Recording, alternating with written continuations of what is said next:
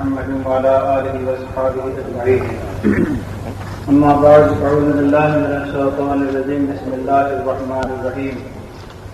ذلك الكتاب لا ريب فيه.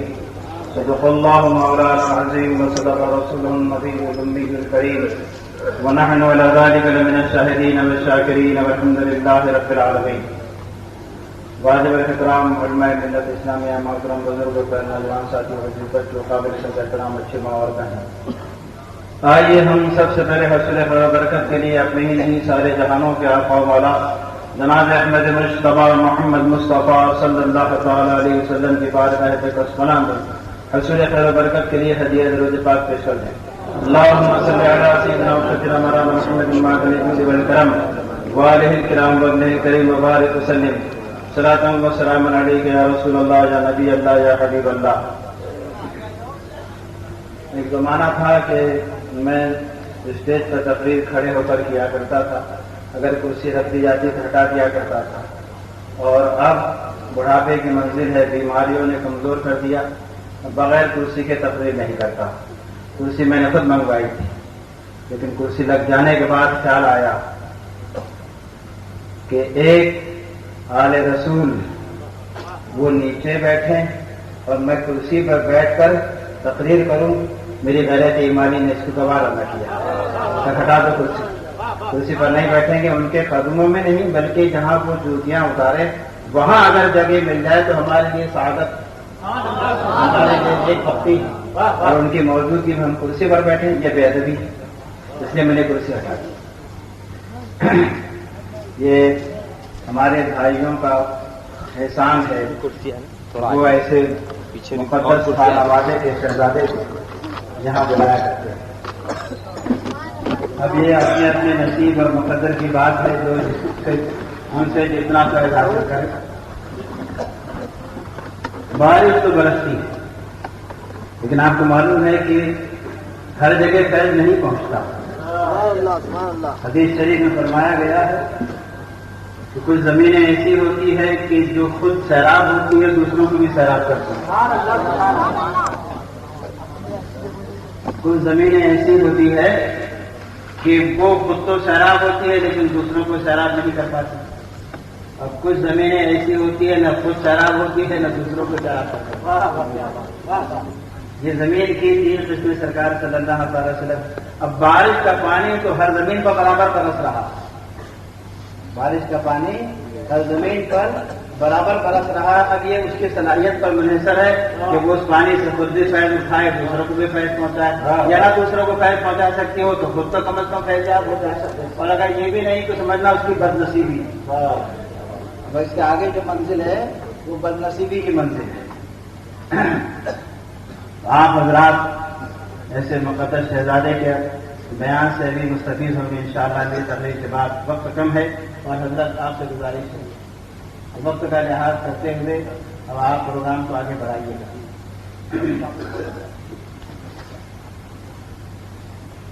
میں آج اپنی تقریر میں صرف قرآن کو عنوان بناؤں گا. پوری تقریر قرآن ہی کے ارد گرد گھومتی رہے گی. میں آپ سے اگر پوچھوں، آپ مسلمان ہیں نا، بتاؤ قرآن کس کو کہتے ہیں؟ قرآن کس کو کہتے ہیں؟ ہاں بے شک اللہ کا کلام قرآن ہے. قرآن کی یہ تعریف مکمل نہیں. قرآن کی یہ تعریف اتنا کہہ دینا اللہ کا کلام، تو قرآن کی تعریف مکمل نہیں. ویسے فقہ کی اصول فقہ کی زبان میں ملا احمد جیون صاحب رحمۃ اللہ تعالی نے قرآن کی تعریف فرمائی: المنزل علی الرسول والمنقول عنه نقلا متواترا بلا شبہۃ والمکتوب فی المصحف. یہ قرآن کی تعریف. میں اس کی تشریح نہیں کروں گا کیونکہ میرے پاس اتنا وقت نہیں، اور یہ آج کل کی بات نہیں ہے. اس بات کو پڑھے ہوئے 45 سال گزر گئے جب ہمارے اساتذہ سے ہم نے پڑھا تھا. اب ہم بوڑھے ہو رہے ہیں، ہمارا علم بھی بوڑھا ہو رہا ہے. یہ حضرات جو ہیں جوان ہیں ماشاءاللہ، اس کا علم بھی تازہ ہے. اگر غلطی ہو تو اصلاح فرما دیں. قرآن اللہ کا کلام بے شک شبہ. یہ قرآن جو ہے نا، اس کے لیے قرآن پاک نے دو جگہ دو باتیں اور ارشاد فرمائی. انا انزلناہ قرآنا عربیا لعلکم تعقلون. یہ ایک جگہ ارشاد فرمایا ہے، اور دوسری جگہ ارشاد فرمایا لو انزلنا ھذا القرآن علی جبل لرأیتہ خاشعا متصدعا من خشیۃ اللہ. دونوں جگہ نزول قرآن کا ذکر ہے. ایک جگہ قرآن کو نازل کیا ہے اس لیے عربی میں نازل کیا تاکہ تم سمجھو، یہ قرآن کی یہ ایک حیثیت ہے. اور دوسری جگہ ارشاد فرمایا کہ قرآن کو اگر ہم پہاڑ پر نازل کرتے تو ہیبت کلام الہی سے وہ جھک کر ریزہ ریزہ پارا پارا ہو جاتا، ٹکڑے ٹکڑے ہو جاتا. جب قرآن ایسا ہے کہ پہاڑ بھی اس کا تحمل نہ کر سکیں،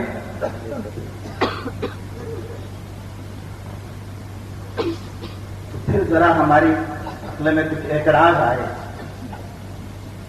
ہماری مسجد کی محراب پر بھی تو رکھا ہوا ہے، میرا نہیں، رحل پر بھی تو چھوٹا سا بچہ لے کر بیٹھا ہوا ہے، رحل پر اس کا کوئی اثر نہیں ہوا. بچہ اپنے زانوں پر لے کر بیٹھا ہوا ہے، اس کے پیروں میں کوئی تکلیف کا احساس. جس کے تحمل کی برداشت کی طاقت پہاڑوں میں نہیں، وہ اس کی ہیبت سے ریزہ ریزہ ہو جائے، اور جہاں تو کوئی اثر ہی نظر نہیں آتا. مسجد بھی سلامت ہے، اس کی محراب بھی سلامت ہے، ممبر بھی سلامت ہے، رحل بھی سلامت ہے، مدرسہ بھی سلامت ہے، بچہ بھی سلامت ہے، سب کچھ سلامت ہے. پھر وہ جو کہا گیا اس کا کیا مطلب ہے؟ سبحان اللہ سبحان اللہ. وہ جو کہا گیا کہ لو انزلنا ھذا القرآن علی جبل لرأیتہ خاشعا متصدعا من خشیۃ اللہ. ہم قرآن کو اگر پہاڑوں پر نازل کرتے تو یہ اللہ کے خوف سے جھک کر ریزہ ریزہ ہوتا. تو پھر ذرا ہماری عقل میں ایک بات آئی، یہ کہیں دوسرے قرآن کی بات تو نہیں ہے؟ نعرہ تکبیر. باعمل کے چہرے کو دیکھنا ایسا ہے جیسے میری زیارت. سبحان اللہ سبحان اللہ. ہمارے یہاں ایک تفریح کا کچھ ماحول ہے علماء کے تعلق سے. جو عالم ہوگا واہ واہ بھئی اللہ تعریف ہوگا. سبحان اللہ سبحان اللہ. ایسا فرماتا ہے هل يستوي الذين يعلمون والذين لا يعلمون. کیا علماء اور جہلا دونوں برابر ہیں؟ نہیں. یہاں حل نفی کے معنی میں نہیں، علماء اور جہلا برابر نہیں. اللہ کے حبیب صلی اللہ تعالی وسلم ارشاد فرماتے ہیں فضل العالم علی العابد کفضلی علی ادناکم. واہ واہ.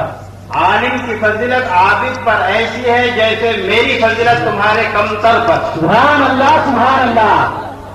سرکار ارشاد فرماتے ہیں فقیہ واحد اشد علی الشیطان من الف عابد. ایک فقیہ ہے، ایک عالم، 1000 عابدوں، شیطان پر 1000 عابدوں کے مقابل بھاری. واہ واہ سبحان اللہ. 1000 عابدوں کو بہکانا اس کے لیے بہت آسان ہے، لیکن ایک عالم کے لیے بہکانا اس کے لیے بہت دشوار ہے، بڑی دشواری ہے اس کے لیے. اور افسوس اس مقام پر کہ علماء سے دور رکھا جاتا ہے. ارے علم کا حاصل کرنا یہ رسول کی سنت ہے، اور علم کا عطا کرنا یہ سنت الہیہ. سبحان اللہ سبحان اللہ کی سنت. الرحمن علم القرآن. اللہ نے قرآن سکھایا اپنے حبیب صلی اللہ علیہ وسلم. علمک ما لم تکن تعلم. آپ کو سکھا دیا آپ کے رب نے وہ سب کچھ جو آپ نہیں جانتے تھے. سکھانے والا کون ہے؟ رب ہے. یہ سنت الہیہ ہے علم کا دینا. سبحان اللہ. اور علم کا سیکھنا یہ سنت رسول ہے. سبحان اللہ سبحان اللہ. کیسے علماء سے دور رکھا جاتا ہے؟ حاجت میں کام نہیں کرتی. اللہ تعالیٰ توفیق صالح عطا تاکہ علماء کی قدر جانے. یہ ایسے بزرگ خانوادے کے چشم و چراغ ہیں. یہ عالم بھی ہیں، پیر بھی ہیں، اور صاحب روحانیت بھی. سبحان اللہ سبحان اللہ. سب سے بڑی بات کہ آل رسول. سبحان اللہ سبحان اللہ. آل رسول سرکار امام حسین رضی اللہ تعالیٰ عنہ کا خون مقدس ان کی رگوں میں روانہ ہوا۔ سبحان اللہ، ایسے ہیں بزرگ زادے ہیں۔ میں عرض کر رہا تھا کہ قرآن اگر پہاڑوں پر نازل کیا جاتا تو وہ ریزہ ریزہ ہو جاتا، ٹکڑے ٹکڑے ہو جاتے، لیکن ہماری مسجد میں تو کوئی اثر نہیں ہو رہا ہے۔ مسجد کی محراب پر قرآن شریف رکھا ہوا ہے، ممبر پر قرآن شریف رکھا ہوا ہے، گھڑی پر قرآن شریف رکھا ہوا ہے، بچے کے دانوں پر قرآن شریف رکھا ہوا ہے، بچے کے ہاتھوں میں قرآن شریف لیا ہے بچہ ہے، وہاں کوئی اثر نہیں ہو رہا ہے۔ تو پھر اس کا کیا مطلب؟ جو ارشاد فرمایا گیا ہے کہ اگر پہاڑوں پر نازل کرتے اس کو تو وہ ریزہ ریزہ ہو جاتا ہے، وہ اس کی ہیبت سے، خشیت الہی سے ریزہ ریزہ ہو جاتا ہے۔ تو معلوم ہوا کہ بات کچھ دوسری ہے۔ قرآن کی یہ حیثیت جو ہماری نگاہوں کے سامنے ہے، یہ حیثیت اس سے مراد نہیں، یہ حیثیت اس سے مراد نہیں۔ دیکھو ایک زمانے پہلے، بہت پہلے قرآن کے تعلق سے بڑی بحثیں ہوئی۔ ہم اہل سنت کا یہ عقیدہ ہے قرآن اللہ کا کلام ہے، قرآن اللہ کا کلام ہے، اور معتزلیوں کا عقیدہ تھا قرآن مخلوق ہے۔ ہم اہل سنت کا عقیدہ قرآن اللہ کا کلام، کلام اللہ کی صفت غیر مخلوق، اللہ تعالیٰ کی ہر صفت غیر مخلوق۔ غیر مخلوق کا مطلب یہ کہ وہ اللہ تعالیٰ کی پیدا کی ہوئی بھی نہیں۔ مخلوقات کی جتنی صفتیں ہوتی ہیں جن کو اللہ تعالیٰ نے پیدا کیا ہے اس کو مخلوق کہتے ہیں، اور اس کی جو بھی صفت ہوتی ہے اس کی پیدا کردہ ہوتی ہے، اس کی حاصل کردہ ہوتی ہے۔ جب ہم پیدا ہو کے دنیا کے اندر آئے کچھ نہیں جانتے تھے، والدین نے مدرسے میں داخل کیا، استاد نے علم دیا، ہم نے علم لیا، کتاب کا سہارا لیا، استاد کا سہارا لیا، قلم کا سہارا لیا، روشنائی کا سہارا لیا، درسگاہ کا سہارا لیا، تو کہیں جا کر علم والے بنے۔ یہ ہماری جو علمی کیفیت ہے جس کی بنیاد پر ہم کو لوگ عالم سمجھ رہے ہیں، یہ ہماری کسبی ہے، حاصل کرتا ہے، کوشش کیے تو حاصل ہوئی، اور اگر کوشش نہ کرتے تب حاصل نہ ہوتی، جاہل رہتے۔ تو اللہ تعالیٰ کی جتنی بھی صفات ہیں وہ اس کی حاصل کی ہوئی نہیں ہے۔ الآن کما کان، وہ جیسے تھا آج بھی ویسا ہی، اس کی کوئی صفت بھی کسی آن میں اس کی ذات سے جدا نہیں۔ یہ وہابیہ کا عقیدہ ہے صفت علم کے بارے میں کہ جب چاہا جان دیا، ورنہ چاہتا تو ظاہر رہتا۔ ہاں، یہ وہابیوں کا عقیدہ ہے، ہم اہل سنت کا ایسا عقیدہ نہیں۔ اللہ تعالیٰ کا کلام اس کی صفت ہے، اور جتنی بھی صفات ہیں سب غیر مخلوق ہے، پیدا کردہ نہیں۔ اور ایک بات اور ذہن میں رکھیے گا، دیکھیے یہ بڑی علمی گفتگو ہے، اگر آپ توجہ سے سنیں گے تو آپ کے پلے پڑے گی۔ اساتذہ طلبہ کو جب درسگاہوں میں پڑھاتے ہیں، دینی درسگاہوں میں، تو ان مباحث کے وقت میں طلبہ کے دانتوں پسینے آ جاتے ہیں۔ ہاں، اور میں جسارت کر رہا ہوں ان کو سمجھانے کی جنہوں نے درسگاہ کی صورت نہیں دیکھی، ہے کہ نہیں، کہ جسارت نہیں۔ آپ توجہ رکھیے میرے طرف، تو بات بڑی قیمتی ہے، اور نہ کبھی اس سے پہلے آپ نے اس تقریر میں بیان کرنے کی بات ہی نہیں ہے، یہ درسگاہ کی بات۔ اللہ تعالیٰ اپنی کسی بھی صفت کے ظاہر کرنے میں کسی چیز کا محتاج نہیں۔ یہ عالم اسباب ہے، اس نے ایک چیز کو دوسری چیز کے لیے سبب بنا دیا ہے تو ہو رہا، ورنہ وہ اسباب کا محتاج نہیں۔ موٹے طریقے سے اس کو یوں سمجھ لو کہ اولاد کے لیے پروردگار عالم نے ماں باپ کو سبب بنایا ہے نا، ماں باپ اولاد کے لیے سبب ہے، لیکن اللہ تعالیٰ اولاد دینے کے لیے ماں باپ کا محتاج نہیں ہے، حالانکہ وہ خالق ہے، ماں باپ ہوتے ہیں تب بھی وہی دیتا ہے، لیکن وہ اپنے خلاقیت میں، اپنے خالق ہونے کے اندر ماں باپ کا محتاج نہیں۔ حضرت آدم علیہ الصلوۃ والتسلیم کو پیدا فرمایا تو کون ماں تھی، کہاں تھا باپ؟ کوئی ماں باپ تھے؟ کوئی ماں باپ نہیں۔ حضرت حوا کی تخلیق فرمائی تو ماں تھی؟ نہیں تھی۔ حضرت سیدنا عیسیٰ علیہ السلام کی تخلیق فرمائی تو باپ کا نہیں، اور وہ چاہے کہ ماں باپ ہو لیکن اولاد نہ ہو تو سارے ڈاکٹر حکیم سر توڑ کوشش کر ڈالیں، کچھ نہیں ہوتا ہے۔ ارے لیبارٹریوں کے سارے ٹیسٹ کر لیتے ہیں، ڈاکٹر کہتے ہیں کہ بھیا سب تو نارمل ہے، اب تمہارے نصیب ہے نہیں۔ ایسے وقت میں ہمارے بزرگوں کے پاس آتے ہیں کہ اللہ تعویذ دے دیجیے تاکہ اولاد بٹھائے، اور اللہ دے دیتا ہے، ان کی سن لیتا ہے، سن لیتا ہے، عطا فرما دیتا ہے۔ بہر صورت اللہ تعالیٰ اپنی کسی بھی صفت کے ظاہر کرنے میں کسی چیز کا محتاج نہیں۔ یہ بات سمجھ لیا آپ؟ اب کلام یہ اللہ کی صفت ہے، اور اللہ تعالیٰ اپنی صفت کے ظاہر کرنے میں کسی چیز کا محتاج نہیں۔ میں بلا تشبیہ بلا تمثیل عرض کر رہا ہوں، میں کلامی تو کر رہا ہوں آپ سے، کلامی تو ہو رہا ہے نا، لیکن دیکھو میں کتنا محتاج ہوں۔ اگر میرے ہونٹ اور زبان میرا ساتھ چھوڑ دیں میں کلام کر پاؤں گا؟ ہاں، میری آواز میرا ساتھ چھوڑ دے میں کلام کر پاؤں گا؟ میں الفاظ کے تلفظ پر قادر نہ رہوں کلام کر پاؤں گا؟ ہوا کی لہریں نہ ہو آپ میرا کلام سن پائیں گے؟ نہیں سن پائیں گے۔ میں کتنی مجبوریوں سے گزر رہا ہوں تو کلام ہو رہا ہے اور آپ اس کو سن رہے ہیں۔ میری زبان بند ہو جائے آپ کچھ نہ سنیں گے، میرے ہونٹ بند ہو جائے آپ کچھ نہ سنیں گے، میری آواز بند ہو جائے آپ کچھ نہ سنیں گے، بلکہ صاحب کہتے ہیں کہ کلام ہی ختم ہو گیا، کہیں گے نا؟ سمجھو پیارے، بڑی پیاری بات ہے۔ دیکھو ہر کان دکھنے میں تو کان ہے لیکن سماعت سب کی برابر ہے کیا؟ ہاں، ہر آنکھ دکھنے میں آنکھ ہے لیکن کیا بصارت سب کی برابر ہے؟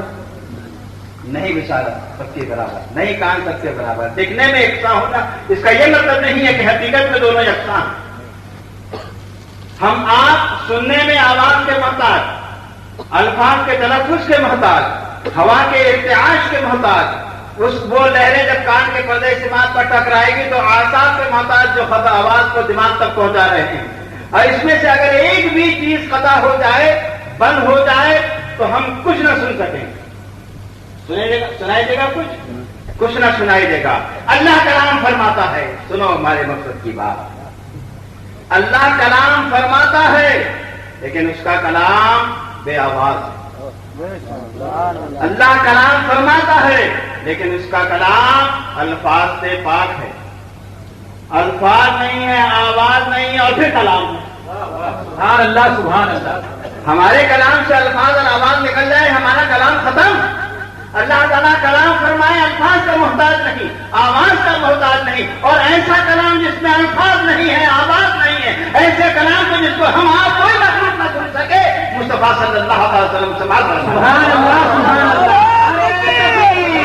صلی اللہ علیہ وسلم اس کلام الہی کو سماعت فرما دیتے ہیں، اور وہی کلام ہے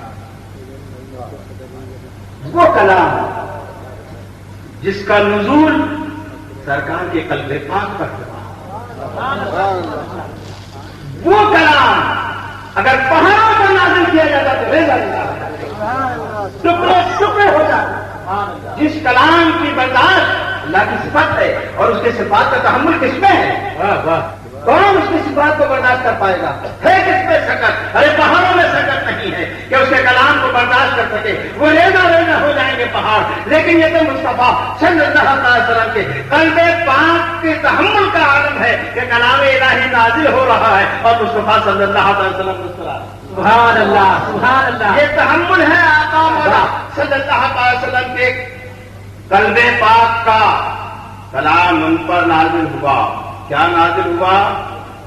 جو اب وہ ہم کو سنائیں گے تب ہم کو معلوم ہوگا کہ یہ نازل ہوا۔ سبحان اللہ۔ تو جو نازل ہوا تھا وہ تو الفاظ سے بھی پاک تھا، وہ تو آواز سے بھی پاک تھا۔ اب سرکار نے فرمایا الحمدللہ رب العالمین الرحمن الرحیم مالک یوم الدین إياك نعبد وإياك نستعين اهدنا الصراط المستقيم صراط الذين أنعمت عليهم غرض سے یہ پورا قرآن اب سرکار تلاوت فرما رہے ہیں تو ہمیں پتہ چل رہا ہے کہ یہ اللہ کا کلام. سبحان اللہ سبحان اللہ. سرکار کے وسیلے کا انکار کرنے والوں قرآن ہاتھوں سے نکل جائے گا اگر سرکار کا وسیلہ چھوڑو گے. تمہارے کانوں میں تو یہ سکت ہے ہی نہیں, یہ طاقت ہے ہی نہیں کہ تم براہ راست اللہ کے کلام کو سماعت کر سکو. یہ تمہارے بس میں نہیں ہے. ارے پہاڑوں میں یہ تحمل نہیں تو تم کس کھیت کی مولی.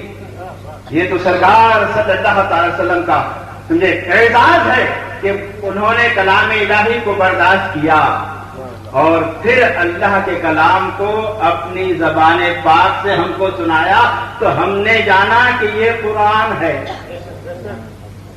یہیں پر ایک مسئلہ بڑا ہمارے کو دارا مسئلہ ہے. قرآن جو غیر مخلوق ہے وہ قرآن جو سرکار کو نازل ہوا تھا وہ مخلوق نہیں اور اس کی کیفیت سرکار. اور وہ قرآن جو سرکار نے اپنی زبان پاک سے ہم کو سنایا جس کی تعریف ملا احمد جیوان صاحب رحمۃ اللہ تعالی علیہ نے نور الانوار میں فرمائی, جس کو میں نے ابھی آپ کے سامنے پیش کیا تھا. وہی قرآن جو مصحف میں لکھا ہوا ہے اور آگ پر لکھا ہوا ہے, جزدان میں بند ہے, رحل پر رکھا ہوا ہے, مسجد کی محراب میں, جس کو ہم آپ قرآن کہتے ہیں, یہ قرآن مخلوق ہے. یہ قرآن مخلوق ہے. جو مسجد میں ہے, درسگاہ میں ہے, جو تلاوت میں ہے, جس قرآن کو ہمارے بچے اپنے سینوں سے لگائے ہوئے رہتے ہیں, یہ قرآن مخلوق ہے. مصطفیٰ صلی اللہ علیہ وسلم نے اس کا تلفظ فرمایا تو ہم نے سنا, تحریر کا حکم دیا, تحریر کیا گیا. یہ پہلے نہیں تھا, اس کا وجود بعد میں ہوا. یہ مخلوق ہے, یہ مخلوق ہے تو سرکار صلی اللہ علیہ وسلم ہر مخلوق سے افضل. سبحان اللہ سبحان اللہ. سرکار صلی اللہ علیہ وسلم ہر مخلوق سے افضل ہے. تو یہ قرآن جو مکتوب میں لکھا ہوا ہے سرکار اس سے بھی افضل. سبحان اللہ سبحان اللہ سبحان اللہ. وہ قرآن جو اللہ کا کلام ہے, اللہ کی صفت ہے, وہ سرکار سے افضل. سبحان اللہ سبحان اللہ. یہ دو چیزیں سمجھنے کی بات ہے. انا انزلناہ قرآنا عربیا لعلکم تعقلون. یہ کون سے قرآن کی بات ہے؟ یہ وہ قرآن کی بات نہیں ہے لو انزلنا ھذا القرآن علی جبل لرأیتہ خاشعا متصدعا من خشیۃ اللہ. یہ قرآن وہ نہیں بلکہ یہ قرآن وہ قرآن ہے جو سرکار کا تلاوت کرتا ہے, سرکار کا کتابت کروایا ہوا ہے, جس کو ہم آپ اپنی درسگاہوں میں پڑھتے پڑھاتے ہیں. ورنہ پہاڑ نہ برداشت کرے اور بچہ سینے کے اندر رکھے ارے تو پس جانا چاہیے تھا اس میں. ہاں, اس کا وجود ختم ہو جاتا. نہیں ہو رہا ہے. کیوں نہیں ہو رہا ہے؟ سرکار کا واسطہ درمیان. اب جو کچھ بھی شکل ہے وہ سرکار نے اٹھا لیا ہے, امت کو سہل فرما دیا, امت کو سہل فرما دیا. ایک بات, آج کل لوگ سرکار کے علم کے بارے میں گفتگو کرتے ہیں. حضور کو یہ معلوم نہیں تھا, وہ معلوم نہیں تھا, حضور یہ نہیں جانتے تھے, وہ نہیں جانتے. معوذ باللہ من ذالک. ان سے پوچھو کہ قرآن میں کیا نہیں ہے. ایسا کہنے والوں سے پوچھو جو حضور کے علم پاک کی حد بندی کرتے ہیں کہ حضور یہ نہیں جانتے, وہ نہیں جانتے. ان سے پوچھا جائے کہ قرآن میں کیا نہیں ہے, برمنا وہ یہ کہیں گے قرآن میں تو سب کچھ ہے. قرآن میں سب کچھ ہے, حقیقت ہے سب کچھ ہے. ارے مخلوق ہی کا علم نہیں ہے, خالق کی بھی معرفت ہے.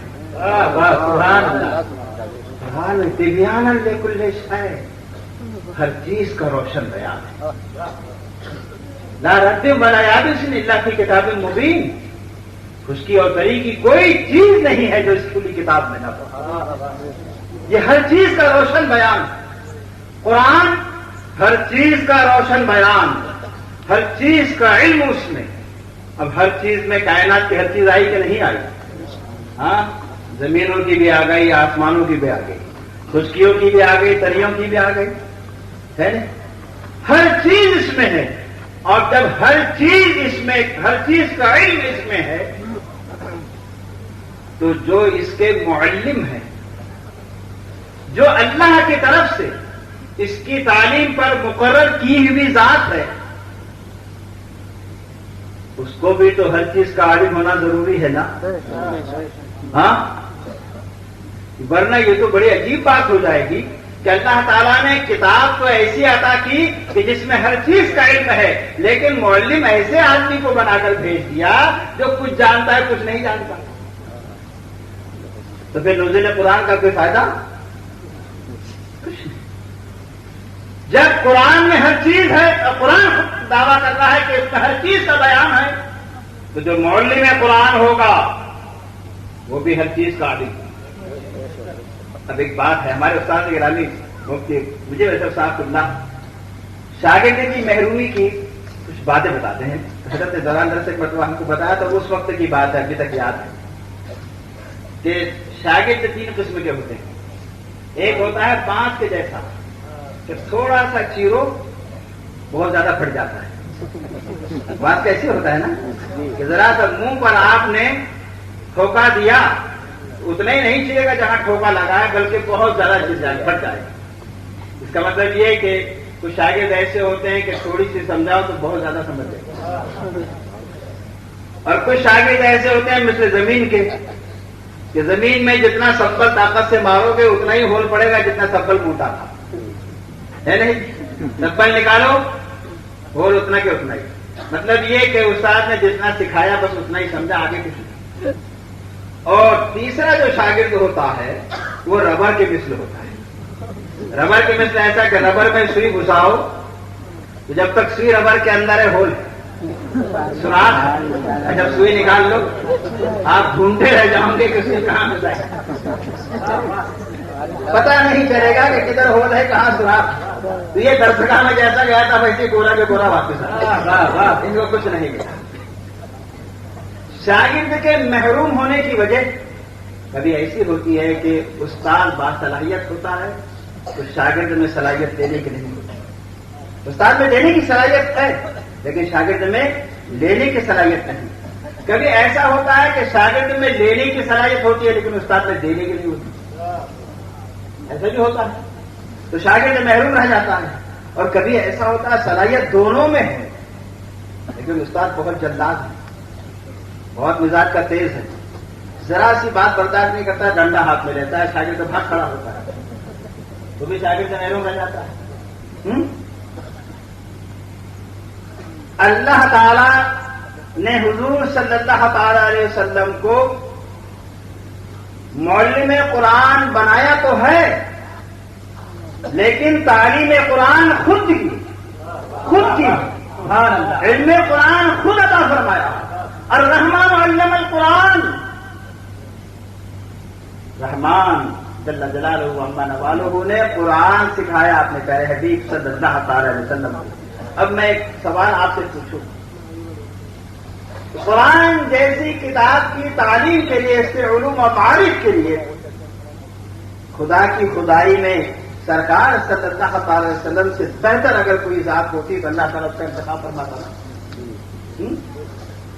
اور جب ان کا انتخاب کیا تو انتخاب خداوندی خود بتا رہا ہے کہ ان سے زیادہ لائق کوئی نہیں، سبحان اللہ، لائق کوئی نہیں ہے۔ وہی ارشاد فرماتا ہے رسالت، اللہ خوب جانتا ہے کہ جس کو رسول بنائے، سبحان اللہ سبحان اللہ، یہ نہیں دی جاتی۔ واہ واہ، یہ اللہ کے منتخب ہیں، اللہ نے قرآن کی تعلیم کے لیے ان کو منتخب فرمایا، ان سے زیادہ صلاحیت لینے کی اور کسی میں نہیں۔ اور دینے والا رب ہے جس کے پاس مجبوری کا کہیں سوال ہی پیدا نہیں ہوتا، اس کے ذات ان اللہ علی کل شیء قدیر، ہر چاہے پر قادر، وہاں کسی قسم کا کوئی عذر نہیں ہے، کوئی مجبوری نہیں ہے، کوئی محتاجی نہیں ہے کہ یہ وجہ تھی جو میں نے یہ نہیں سکھایا، وہ وجہ تھی وہ نہیں سکھایا، نہیں، وہاں مجبوریوں کا دور دور کہیں نام و نشان نہیں۔ تیسری بات، جلال نہیں، تعریف تو دے رہا ہے خداوند قدوس، لیکن کیسا؟ الرحمن، رحمان مبالغے کا پوجا ہے۔ رحیم میں بھی رحمت ہے اور رحمان میں بھی رحمت ہے، لیکن اللہ تعالیٰ دنیا کے لیے رحمان، آخرت کے لیے رحیم۔ سبحان اللہ، سبحان اللہ۔ دنیا کے لیے رحمان جہاں مبالغہ ہے، بہت زیادہ رحمتوں والا، اس کی رحمتوں کی کوئی نہایت نہیں۔ جہاں دوستوں کو بھی عطا فرما رہا ہے، دشمنوں کو بھی دے رہا ہے، ایمان والوں کو بھی عطا کر رہا ہے، کافروں کو بھی دے رہا ہے، موحدین کو بھی عطا کر رہا ہے، مشرکین کو بھی دے رہا ہے، اپنوں کو بھی دے رہا ہے، غیروں کو بھی دے رہا ہے۔ اس کی عطا کس کو نہیں ہے؟ سب کو۔ یہاں پر چونکہ صفت مبالغہ کا اظہار ہے، یہاں سب اس کی رحمت میں شامل ہے، لیکن آخرت میں انہیں کو ملے گا جو اس کے ہوں گے۔ سبحان اللہ، سبحان اللہ۔ وہاں کے لیے نہیں مبالغہ، وہاں رحیم ہے، رحمت تو ہے وہاں پر، لیکن مبالغہ نہیں، دعوت عام نہیں ہے۔ یہاں سب نہیں، یہاں تو مخصوصین کا مطلب، ہاں یہاں تو مخصوصین کے لیے ہے آخرت۔ اللہ تعالیٰ حضور صلی اللہ تعالی علیہ وسلم کو قرآن کے علوم عطا فرما رہا ہے صفت رحمان کے ساتھ۔ سبحان اللہ۔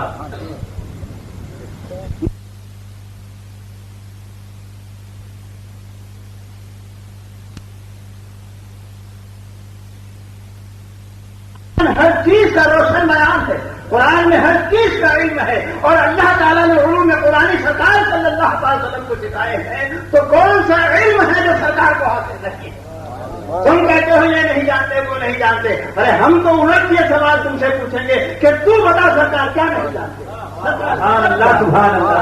سرکار سب جانتے ہیں، سب کچھ جانتے ہیں۔ صحابہ کرام رضوان اللہ تعالیٰ علیہ اجمعین یہ ساتھ فرمایا ہے کہ ایک دن سرکار صلی اللہ علیہ وسلم فجر کی نماز کے بعد خطبہ ارشاد فرمایا، ظہر کا وقت آیا، ظہر کے بعد خطبہ ارشاد فرمایا، عصر کا وقت آیا، عصر سے خطبہ ارشاد فرمایا، مغرب کا وقت، اور اس ایک دن میں ابتدائے آخری نیش سے لے کر یہ دنیا بنائی گئی وہاں سے لے کر تو دنیا کے خاتمے تک تمام طوائف اور احوال سرکار نے بیان ہے۔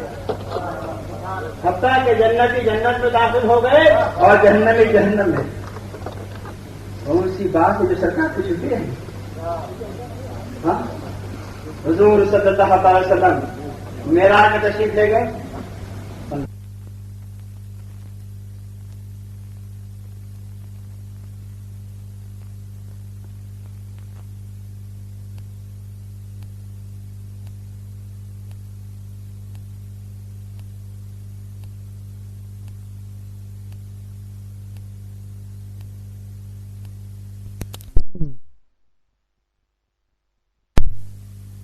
صلی اللہ علیہ وسلم کو سکھائے ہیں، تو کون سا علم ہے جو سرکار کو حاصل نہیں ہے؟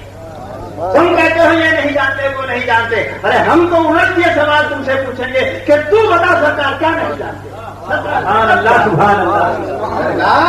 سرکار سب جانتے ہیں، سب کچھ جانتے ہیں۔ صحابہ کرام رضوان اللہ تعالیٰ علیہ اجمعین یہ ساتھ فرمایا ہے کہ ایک دن سرکار صلی اللہ علیہ وسلم فجر کی نماز کے بعد خطبہ ارشاد فرمایا، ظہر کا وقت آیا، ظہر کے بعد خطبہ ارشاد فرمایا، عصر کا وقت آیا، عصر سے خطبہ ارشاد فرمایا، مغرب کا وقت، اور اس ایک دن میں ابتدائے آخری نیش سے لے کر یہ دنیا بنائی گئی وہاں سے لے کر تو دنیا کے خاتمے تک تمام طوائف اور احوال سرکار نے بیان ہے۔ حتیٰ کہ جنتی جنت میں داخل ہو گئے اور جہنمی جہنم میں، کون سی بات ہے جو سرکار کو چھپی ہے؟ ہاں، حضور صلی اللہ علیہ وسلم معراج میں تشریف لے گئے، اللہ اکبر، حضرت موسیٰ علیہ السلام کو بھی معراج ہوئی، موسیٰ علیہ السلام کو بھی معراج ہوئی، لیکن ان کی معراج دور تک تھی، ان کی معراج کہاں تک تھی؟ دور تک تھی، اور وہ بھی کیسے؟ خود خواہش کی تھی کہ رب تبارک تعالیٰ میں اس کو دیکھنا چاہتا ہوں، ارشاد باری تعالیٰ لن ترانی، ہرگز نہیں اس کو دیکھ سکو، تم میں یہ طاقت نہیں ہے کہ تم ہم کو دیکھ سکو. محبوب تھے، پیارے تھے، ضد کیے تو اللہ تعالیٰ نے اپنی تجلی کا اظہار طور پر فرمایا اور اس کی طرف دیکھنے کا حکم دیا. تو اس تجلی کی صفت کی تجلی کو دیکھا تھا. اور فرض موسیٰ صعقا، موسیٰ علیہ السلام بے ہوش ہو کر کے پڑے. ایک پلک جھپکنے تک کی کیفیت تھی. صفت الہی کی تجلی کو دیکھا، چیخ کر بے ہوش ہو گئے. ہوش میں آئے تو سیدنا موسیٰ علیہ السلام کی آنکھوں کی بصارت کا یہ عالم تھا کہ 30 میل دور رات کے اندھیرے میں کالے پتھر پر چلنے والی کالی چونٹی کو دیکھ لیا کرتے. سبحان اللہ، سبحان اللہ. موسیٰ علیہ السلام صفت الہی کی تجلی کو دیکھا تھا تو آنکھوں کی بینائی کا یہ عالم ہو گیا تھا کہ رات کے اندھیرے میں 30 میل دور کالے پتھر پر چلنے والی کالی مونگی کو دیکھ لیا کرتے تھے. اللہ اکبر، اللہ اکبر. موسیٰ بے ہوش رکھ بیک پر سوے روحین ذات راگی نگری گھر تبسمی. سرکار صلی اللہ علیہ وسلم کی معراج کا یہ عالم ہے. اللہ اکبر کہ دیدار الہی کر رہے ہیں لیکن کس آن اور کس شان سے؟ ماں زاغل بصر و ماں طغا. سبحان اللہ. آنکھیں جھپک رہی ہے نہ بہک رہی ہے. سبحان اللہ. نہ آنکھیں جھپک رہی ہے نہ بہک رہی ہے. اور کبھی ایسا بھی ہوتا ہے کہ آنکھ دیکھتی ہے تو دل ساتھ نہیں دیتا. بہت دور سے دیکھ رہے ہیں کسی کو، احمد ہے کہ محمود، دل تک نہیں. آنکھ تو دیکھ رہی ہے کوئی ضرور لیکن دل یہ فیصلہ نہیں کر پا رہا ہے کہ محمود ہے کہ احمد. لیکن یہاں عالم کیسا ہے؟ سرکار دیدار کر رہے ہیں لیکن کسی قسم کا کوئی شک نہیں. قرآن فرماتا ہے ماں کا زبر فواد مارا، دل نے ان تمام باتوں کی تصدیق کی آنکھوں نے جس کو دیکھا تھا. آنکھیں دیکھ رہی ہے اور دل تصدیق کر رہا ہے. آنکھ دیکھ رہی ہے دل تصدیق کر رہا ہے. آپ بالکل صحیح دیکھ رہے ہو. ایک صفت کی تجلی کو دیکھا تھا تو 20 میل دور تک دیکھنے لگتے. اور جس نے عین ذات کو دیکھا ہے سبحان اللہ چلاتے ہوئے دیکھا ہے، پھر اگر اس کی نگاہوں کے سامنے قیامت تک کا مطلب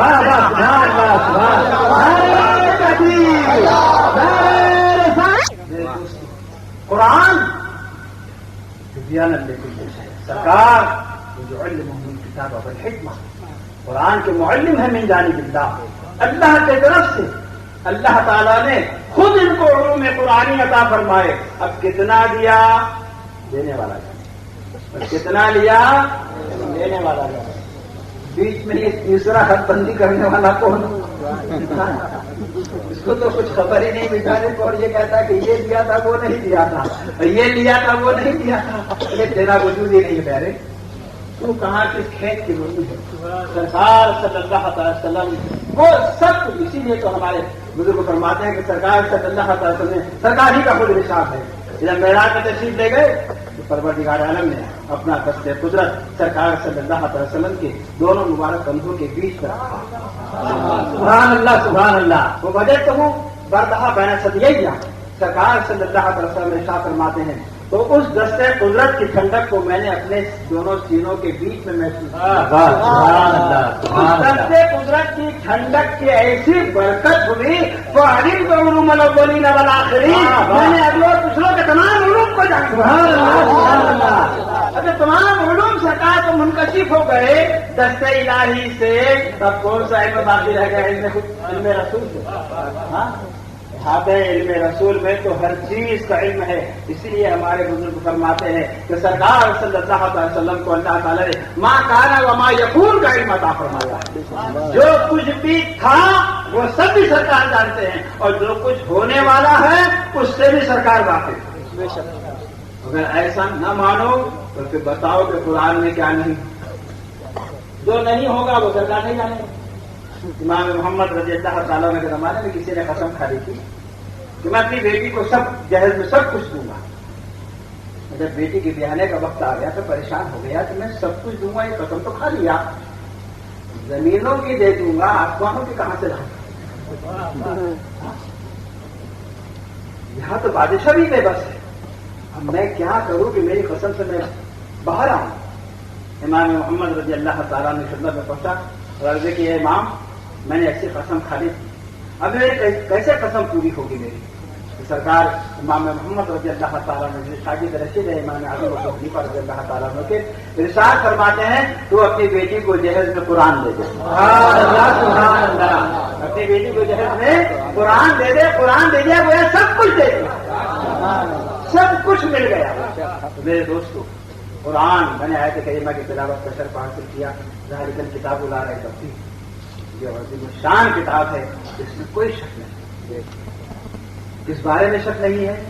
اس بارے میں کہ یہ سرکار صلی اللہ علیہ وسلم پر اللہ کی جانب سے نازل نہیں ہوئی. ایسا نہیں، اللہ کی جانب سے حضور صلی اللہ علیہ وسلم پر نازل ہوئی ہے، اور اس کے منظم من اللہ یعنی اللہ کی طرف سے نازل ہونے میں کسی قسم کا کوئی شک نہیں. یہ دعویٰ ہے، اور قرآن پاک نے ایک دوسری جگہ اس دعوے کی دلیل ارشاد فرمائی. کو سمجھنے کے لیے پہلے تھوڑا سا بیک گراؤنڈ سمجھیں. حضور صلی اللہ علیہ وسلم کے بارے میں آپ بتائیے مجھ سے کہ حضور نے کون سے اسکول میں داخلہ لیا تھا علم حاصل کرنے کا؟ بتاؤ بھائی، کوئی اسکول کا نام لو. اگر ایک آدھ اسکول کا تو نام بتاؤ یار. ہاں نئے اسکول کا نام تو کوئی اکیلے کے پاس جا کر پڑھے ہوں. اس وقت دو ہی قومیں مشہور تھے اپنے علم کے اندر، یہودی اور نصرانی عیسائی. اگر سرکار صلی اللہ علیہ وسلم کسی یہودی کے پاس تشریف لے جاتے تو آج یہودی ہم کو سر نہیں اٹھانے دیتا، کہتا ہے چلو تمہارے پیغمبر تو ہمارے چاہیے، کہتا نہیں کہتا. عیسائی کے پاس اگر تشریف لے جاتے عیسائی کہتا کہنا ہے نہیں، ہمارے پیغمبر کیا جانتے تھے، وہ تو ہمارے دیا ہوا علم ہے جو تم کو سب کچھ ملا، ورنہ کیا جانتے تھے. ہوتا کہ نہیں ہوتا؟ اللہ تعالیٰ کی رحمت کی یہ گوارا نہ کیا کہ اس کے پیارے حبیب صلی اللہ علیہ وسلم پر کسی کا احسان کرتا.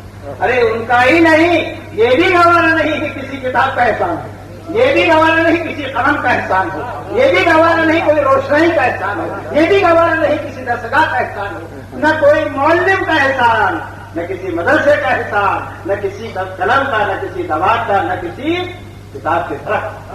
کوئی سرکار پر احسان نہیں ہے. یہ مطلب نہیں کہ سرکار چاہیے معاف. ہاں کچھ لوگ امی کا مطلب یہی نکالتے بھی معاذ اللہ سب. حضور تو ان پڑھ تھے، نعوذ باللہ من ذالک، جو ساری کائنات کو پڑھانے کے لیے آیا اللہ کی طرف سے، تو اللہ نے اس کو ان پڑھ بنا کے بھیجا. ان کی عقلیں ماری ہے، ایمان ہی چلا گیا ہے. خود جب دین لیتا ہے تو عقلیں چین لیتا ہے. میں نے ان کی عقلیں گئی ہے، اس کے بعد میں ان کا دین مذہب ایمان گیا. حضور صلی اللہ تعالی وسلم کی ذات پاک پر کسی کا علمی احسان نہیں، اور وہ ذات قیامت تک کے علم والوں کو چیلنج دے رہی ہے. اسی وقت کے لوگوں کو نہیں ہے، قیامت تک کے لوگوں کو چیلنج. کیا چیلنج ہے؟ یہ کہتے ہو نا کہ یہ کتاب محمد صلی اللہ علیہ وسلم پر اللہ کی طرف سے نازل نہیں ہوئی ہے، بلکہ انہوں نے اپنے طرف سے جملے گھڑ گھڑ کر آیتیں بنا بنا کر اللہ کی طرف نسبت دے دی اور کہا کہ یہ خدا کا کلام ہے. یہ خدا کلام ہے، یہ ان کی خود کی بات ہے. اگر تم اپنے ذوم باطل میں ایسا خیال کرتے ہو، قرآن ارشاد فرما رہا ان کنتم فی ریب مما نزلنا علی عبدنا، اگر تم اس بارے میں شک کر رہے ہو کہ جو ہم نے نازل کیا اپنے بندے خاص محمد صلی اللہ علیہ وسلم پر، فاتوا بسورۃ من مثلہ، تو تم اس کے مثل ایک چھوٹی سی سورت بنا کر لے آؤ. انہوں نے پوری کتاب دی ہے، 6666 آیاتوں پر مشتمل ایک عظیم الشان کتاب پوری دنیا کے سامنے رکھی ہے. کس دعوے کے ساتھ؟ یہ اللہ کا کلام ہے، یہ اللہ کی طرف سے نازل ہوئی کتاب. فاتوا بسورۃ من مثلہ، تو تم بھی ایک چھوٹی سی صورت اس کے مثل بنا کر لے آؤ. اور کیسے؟ تم میں سے کوئی اکیلا نہیں کر سکے گا نا، تو کیا کرو؟ وَادْعُوا شُهَدَاءَكُم مِّن دُونِ اللَّهِ، اللہ کو چھوڑ کر اپنے سارے حمایتیوں کو اکٹھا کر لو. قرآن کا دعویٰ ہے اس میں ہر چیز کا علم ہے. دیکھو علم ایسا وسیع میدان ہے، ایک ایسا وسیع سمندر ہے، اس کی کوئی تھا نہیں، اس کا کوئی کنارہ نہیں.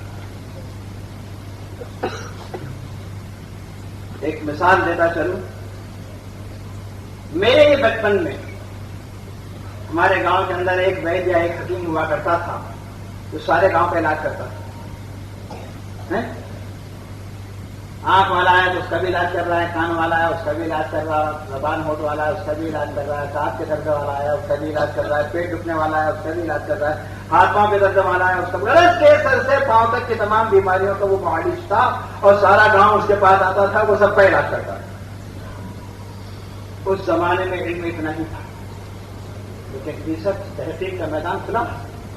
اب تحقیق ہوتے گئی تو اتنی وسعت آ گئی. جب آنکھ والا کہتا ہے میں اسپیشلسٹ ہوں آنکھ کا, دوسری بات میرے سے نہیں کرنا. کان والا کہتا ہے میرے پاس صرف کان والا آنا, دوسرے کی بات نہیں. چمڑی والا کہتا ہے میں صرف چمڑی کا مالک. دل والا ہارٹ کا اسپیشلسٹ کہتا ہے میرے پاس تو میں صرف ہارٹ کا اسپیشلسٹ ہوں. میدا ادویہ والا والا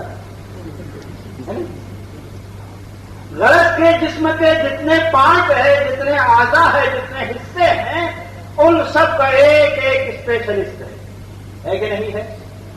پہلے ایک زمانہ تھا اکیلا سب کا علاج کرتا تھا, اور اب یہ نوبت آ گئی کہ یہ سب مل کر ایک کا علاج کر رہا ہے.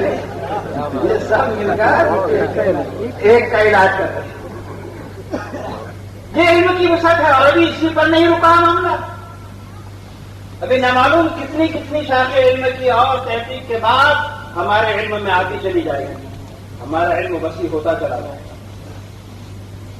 قرآن نے دعویٰ کیا تھا کوئی یہ کہہ کے دامن نہیں بچا سکتا کہ وہ زمانہ جاہلیت تھا, اس لیے قرآن کا یہ چیلنج چل گیا. لیکن اب تو یہ علم اور تحقیق کا زمانہ ہے. 50 سے نہیں ہزاروں علم کی شاخیں دریافت ہو گئی. اب قرآن کہہ رہا ہے تبیان لکل شیء, ہر چیز کا روشن بیان. تو اب ہر چیز کے علماء کو چیلنج. بحریات کے جو علماء ہیں وہ بھی آ جائیں, ارضیات کے جو علماء ہیں وہ بھی آ جائیں, معدنیات کے جو علماء ہیں وہ بھی آ جائیں, فلکیات کے جو علماء ہیں وہ بھی آ جائیں. سب مل کر سر جوڑ کر بیٹھے. اور کیا کرو اس ذات کے مقابل جو کسی درسگاہ میں نہ گئی تھی, سب سر جوڑ کر بیٹھو اور ایک چھوٹی سی صورت تو بنا کر لے آؤ.